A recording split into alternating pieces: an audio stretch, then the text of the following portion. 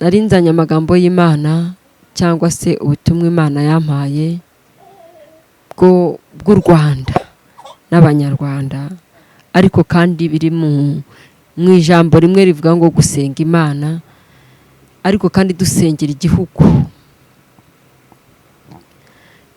Tugasenga dusengera igihugu kuko umwaka 2025 ni umwaka ukomeye. Imana yantumye kubwira abanyarwanda ngo dusenge, ariko kandi dusenge cyane dusengera igihugu, dusengera abanyarwanda, cyane dusengera abayobozi b'igihugu cyacu, kuko bagiye gukoresha ubwenge cyane. Hanyuma Imana arambwiye ngo nugusenga, tugasengera u Rwanda cyangwa se tukisengera nk'abanyarwanda kugira ngo Imana ibane natwe, uburinzi bwayo butubeho bubane natwe. Ariko kandi tugasenga dusengera inzego z'umutekano kugira ngo Imana ibakomeze cyangwa se ibashoboze, ndetse no kuba maso ibane nabo, kandi ibane nabo muri byose ibashyigikire. Hanyuma niturangiza gusenga dusengera inzego z'umutekano, harimo no gusenga dusengera inzego z'ubuyobozi kugira ngo Uwiteka abane nabo kandi abashyigikire, ndetse kugera ku nzego zo hejuru mu buyobozi, muri perezidansi, kugera mu nzego z'ibanze. Tugahamagara Imana ikaza ikabashyigikira nk'abayobozi bacu Imana yaduhaye, ikabafasha, kubera yuko bagiye gukoresha ubwenge n'imbaraga bitandukanye. Hari igihe Imana iduha umugisha, wa mugisha iduhaye ntitubemo maso. Abantu tube maso. Imana yaduhaye igihugu, iduha abayobozi b'igihugu, ariko kandi tube maso natwe, dufatanye kwicungira umutekano.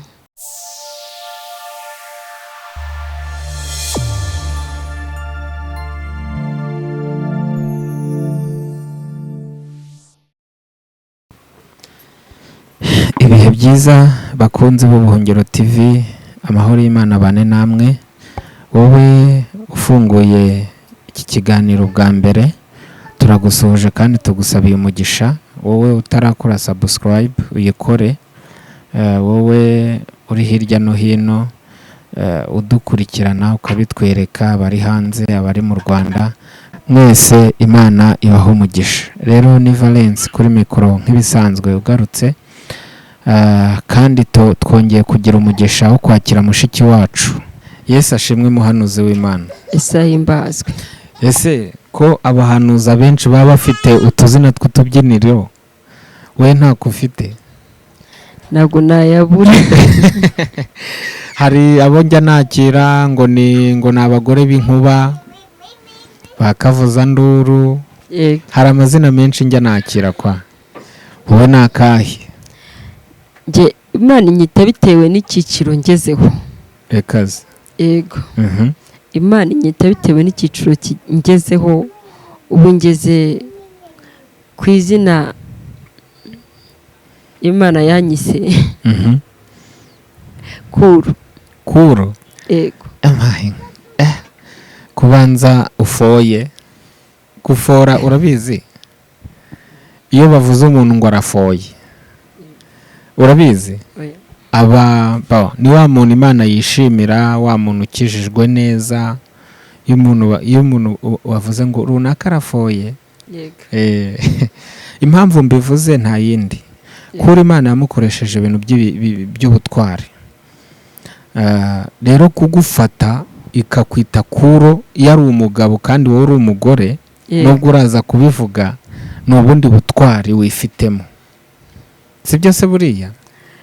Birashoboka kuko umuntu Imana imwita bitewe n'icyiciro agezemo. Ariko kandi ibikwita bitewe n'uko ikubona cyangwa se imbaraga ikubonyeho, cyane ko ari igihe cyageze ikajya imbwira ngo ndi Gideyoni. Giyoni rivaho ngeze kuri Kuro. ubwo na twa Esiteri waratwiswe. Yego. Utwo twose twavuye mu Yego, yose yavuyeho. Ubu ngeze kuri Kuro. Wenda ejo hazaba haje irindi, ariko mbaye ndi Kuro muri iyi minsi. Kuro rero Uhereye umwaka ushize. umva rero nkubwire Kuro. Yego. Kuro yakoze ibintu, ibihinduzo by'ibyuma yarabwiwe ngo izabicamo kabiri. Yego. Mbese ngo nta kintu na kimwe kizigira kimukoraho, ngo naca no mu mazi naca no mu muriro ntanagira ati, ariko yaje aje gukemura ikibazo. Ariko kandi nubwo yavutse mu bintu bitoroshye, akabaho mu buzima bugoye, yego, akabaho atereranywe, akanarerwa n'abatarabe, yego, ariko Imana yamukoresheje iby'ubutwari. niko bimeze. Nawe Imana igukoresha iby'ubutwari mu izina rya Yesu. Amen. Amen. Rero turi kumwe nande? Na Mukakagina Josiane. Josiane. Nk'ibisanzwe ni ubwa kabiri tukwakiriye. Ni ubwa kabiri. Yego. Yesu aguha umugisha ko wongeye kugaruka. Ndabyakiriye. Yego.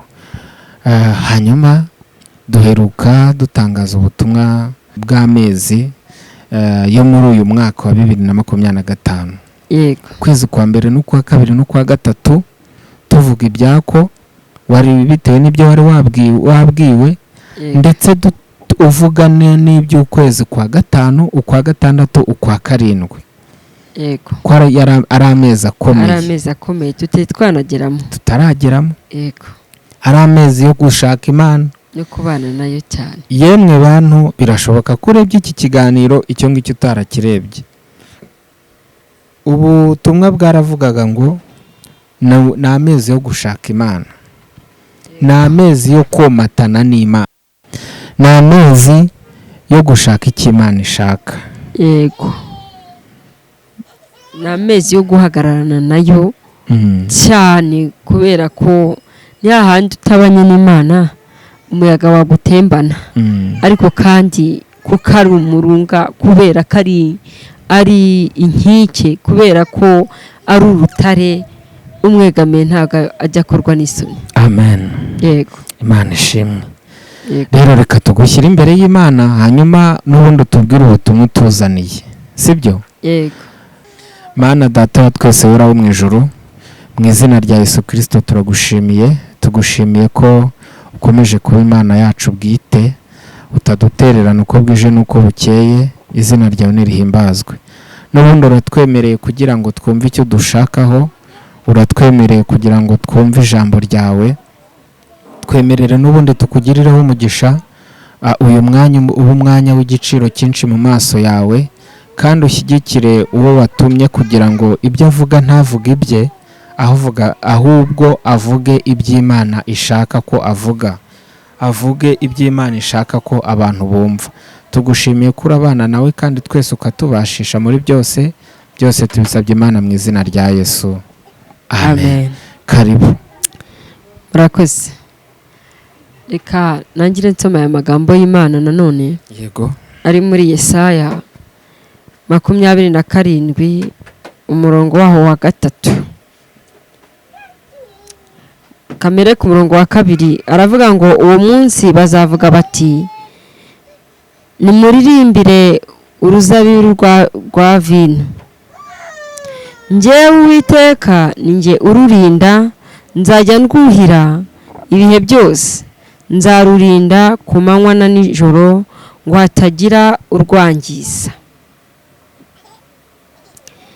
Njyewe Uwiteka ninjye ururinda, nzajya ndwuhira ibihe byose, nzarurinda ku manywa na nijoro ngo hatagira urwangiza. Narinzanye amagambo y'Imana cyangwa se ubutumwa Imana yampaye bw'u Rwanda n'Abanyarwanda, ariko kandi biri mu ijambo rimwe rivuga ngo gusenga Imana, ariko kandi dusengera igihugu.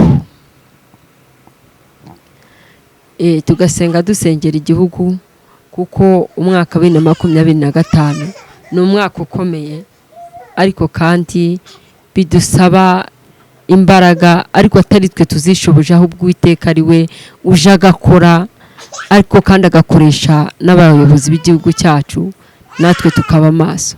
yego Imana yarambwiye ko aya magambo irambwa ngo niyirinde u Rwanda.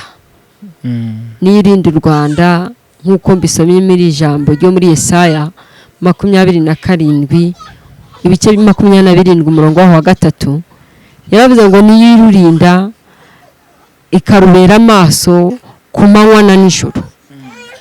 Imana niyirinde u Rwanda, niyirinde abanyarwanda, niyirinde igihugu ikakibera amaso ku manywa na nijoro. Yego ariko kandi ntizakunda ko hagira umwanzi watera igihugu cyangwa se hagira ibyahaguruka tutabizi, ahubwo izabana natwe iturindire naho umwanzi ashatse guhaguruka atugira inama kandi atuganiriza.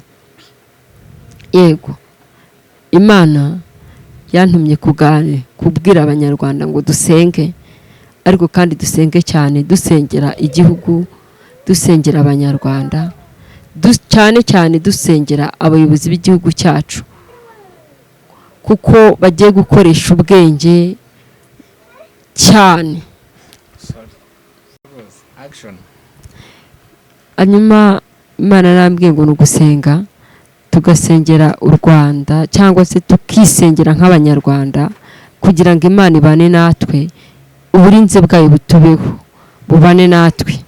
Ariko kandi tugasenga dusengera inzego z'umutekano kugira ngo Imana ibakomeze cyangwa se ibashoboze, ndetse no kuba maso ibane nabo kandi ibane nabo muri byose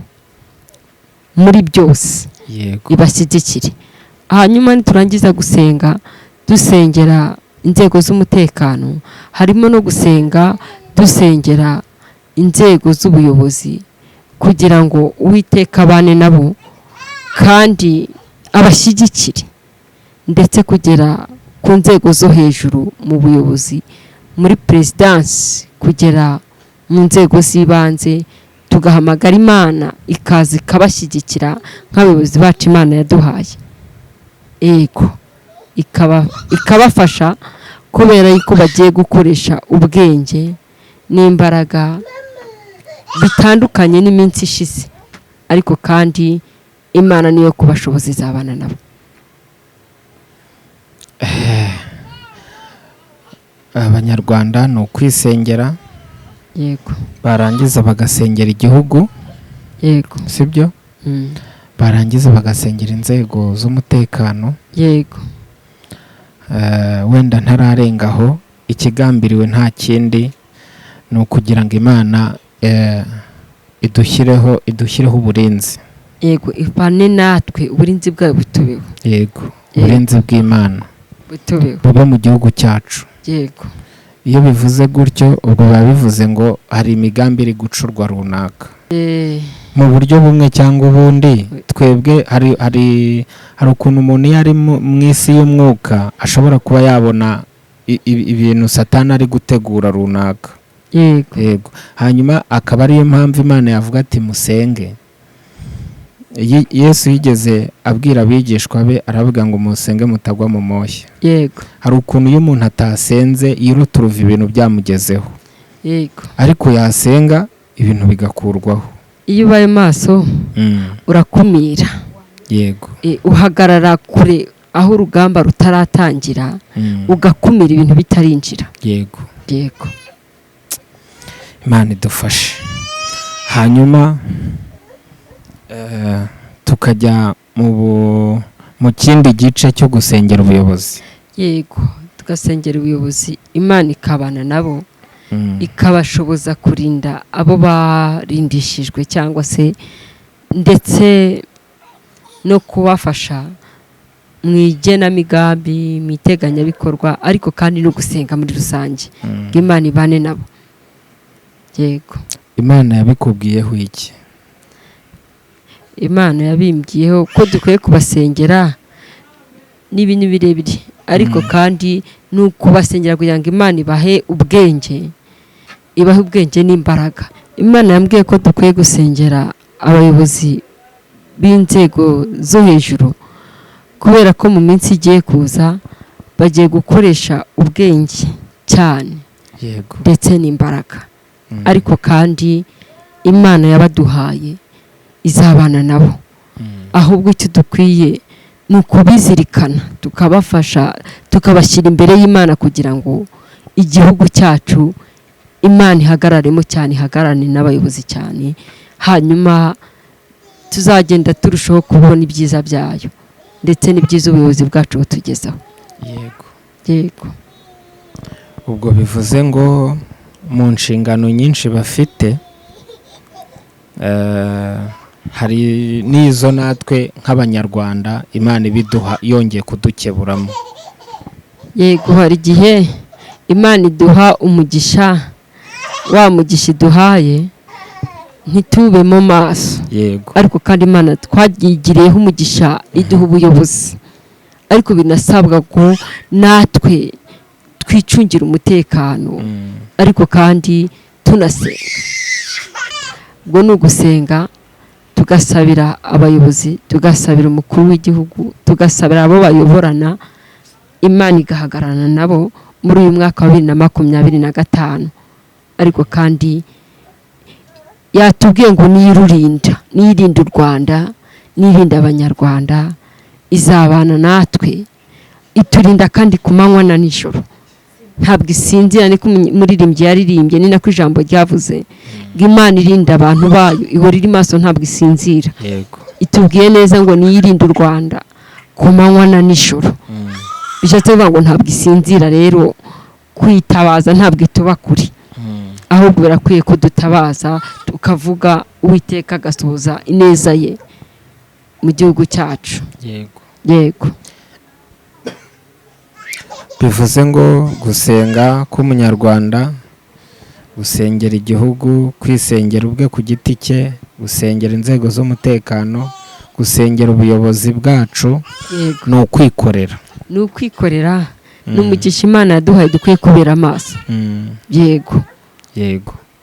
Imana ibidufashemo kandi abantu badukurikiye nabo babyumve. Yego. Hanyuma nk'umuhanuzi w'Imana, yego, ibyo ari byo byose ni ugusenga, nkurikije ubutumwa watambukije. Yego, ni ugusenga, tugasengera igihugu, tugasengera abayobozi bacyo, tugasengera umutekano wacyo, kugira ngo Imana ikomeze kuduhagararaho. Yego, ariko kandi izabana natwe. Hari icyo wakongeraho ubwira abantu b'Imana? Nta kindi nakongeraho, gusa navuga nti abantu tube maso. Imana yaduhaye igihugu, iduha abayobozi b'igihugu, ariko kandi tube maso natwe, dufatanye kwicungira umutekano. Ubwo ni ukurinda ibyagezweho. Yego. Ariko kandi tunakomeza kureba kure n'intego yacu uko imeze. Yego. Ibyo byose ni mu masengesho, hamwe no gukora cyane kw'Imana. Yego. No gukora cyane kw'Imana, natwe tugakora, Uwiteka azazaho umugisha ibyo twakoze. Yego. Ngaho sengera abantu b'Imana, usengere n'igihugu cyacu, mbese uko wabihawe. Yego. Dusengere abantu b'Imana, dusengere igihugu n'ubuyobozi bwacu, ariko kandi uzumva ibi bintu, iki kiganiro wese azatake atabaza ijuru, naryo rizakinguka. Imana nyamahoro, Imana umutabazi kandi umurengezi, turagushimiye. Tugushimiye kuri Imana irinda u Rwanda n'abanyarwanda, tugushimiye kuri Imana idukunda, Uwiteka ubihimbarizwe. Hanyuma kandi dusengeye igihugu cyacu cy'u Rwanda, dusengeye imipaka yacu y'u Rwanda, dusengeye umutekano wacu w'u Rwanda. Reka uhagararane natwe, uhagararane n'ubuyobozi bw'u Rwanda, uhagararane n'abashinzwe umutekano, kandi ukora iby'imbaraga. Rwana intambara Uwiteka, uturinde, urinde amahanga yaduhagurukira, nawe azaduhagurukira uzayahagurukire, uyarwanye kuko uri Uwiteka. Ngaho bera maso u Rwanda n'abanyarwanda, bere maso ubuyobozi bw'igihugu cyacu, kandi ukomeze amaboko, ukomereze ubwenge n'iterambere, kandi urwanane nabo kugira ngo turusheho gushimira Uwiteka. Ngabana natwe kandi udushyigikire, ube ku mipaka yose y'u Rwanda, ube mu mujyi wa Kigali, ube aho umuntu wese ari, ubaho umutekano ukenewe cyane kugira ngo turusheho kuba amahoro. Ngaho urwanya intambara kandi uneshe kuko ari we bishoboye. Urakoze kubyumva kandi ukabikora mu izina rya Yesu tubisabye, amen. Amen. Hanyuma mukozi w'Imana, urakoze kubw'ubutumwa utuzaniye. Hagize uwifuza kukuvugisha yakubona gute? Nimero yanjye ni 0787 08 41 77. 0787 07 08 41 77. Murakoze, Imana ibane namwe. Amen. Ibahaze amahoro. Amen.